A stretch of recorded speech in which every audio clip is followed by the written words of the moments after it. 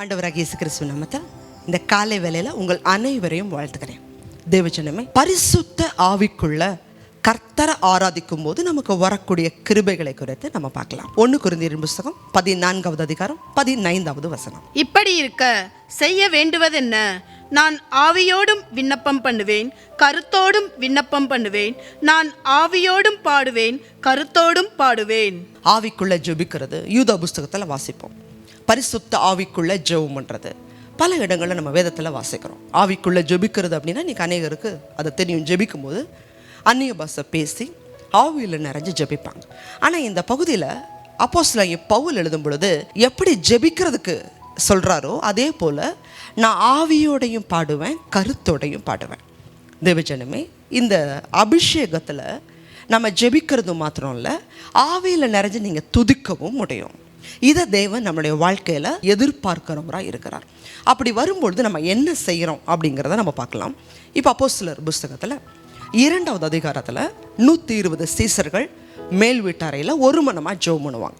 பரிசுத்த ஆவியை பெற்றுக்கொள்ளும்படியாக அவங்க ஜெபிப்பாங்க.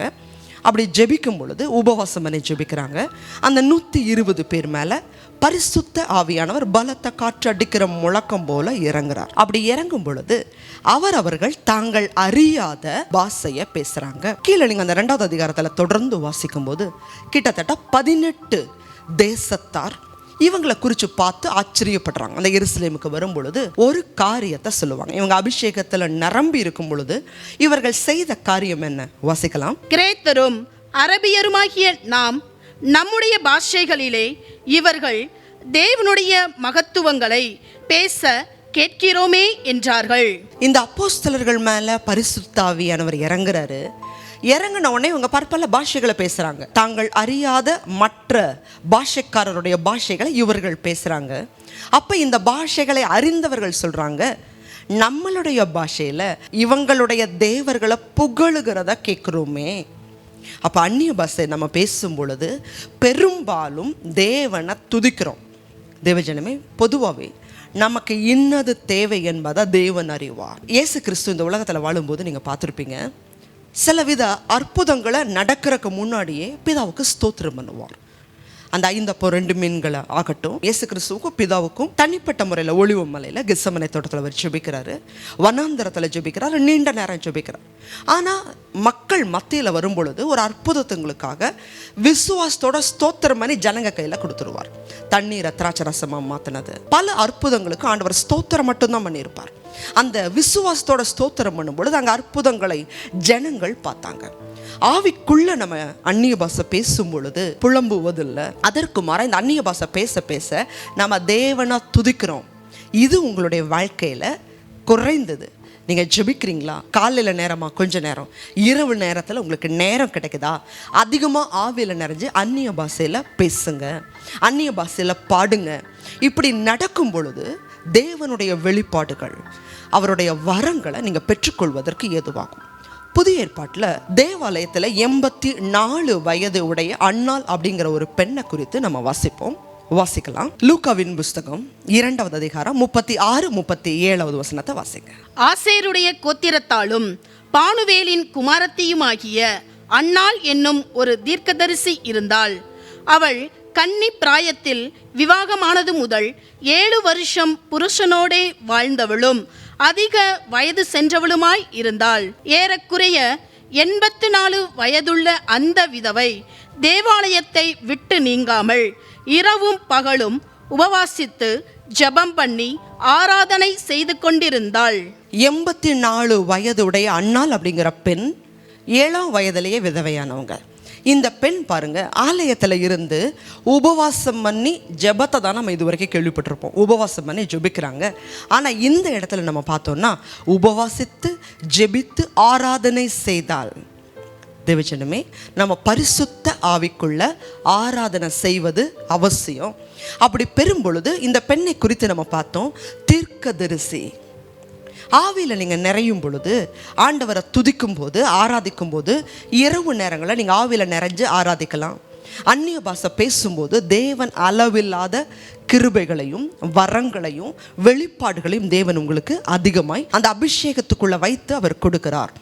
இந்த அன்னாள் ஆலயத்தில் தரித்திருக்கிறாங்க. அப்போ இயேசு கிறிஸ்துவை யோசேப்பும் மரியாளும் குழந்தை பிறந்து அதோட சுத்திகரிப்பு முடித்து ஆலயத்துக்கு கொண்டு வராங்க. கொண்டு வரும்போது குழந்தைய கொண்டு வராங்க.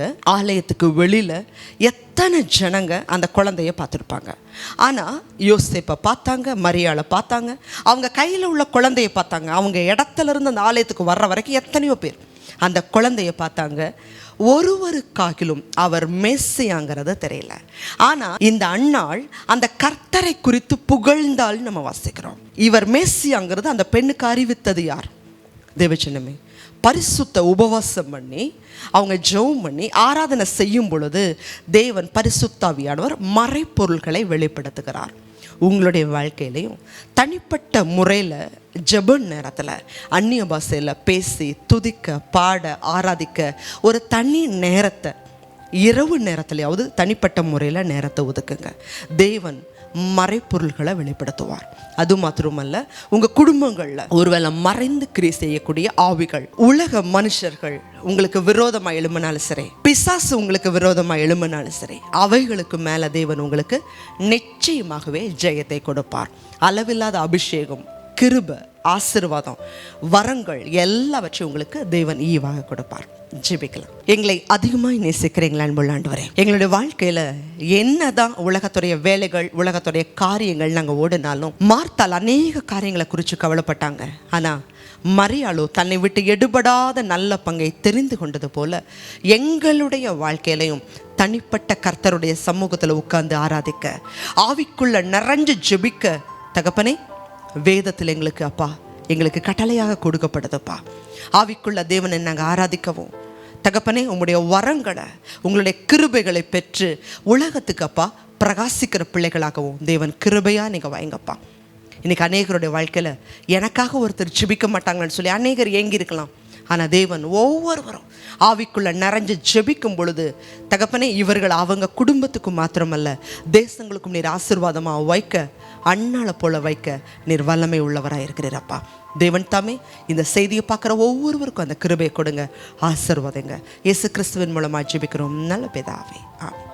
தேவஜனமே பரிசுத்தாவியானவரோட இணைஞ்சிருங்க, அவரை துதிங்க, மகிமைப்படுத்துங்க.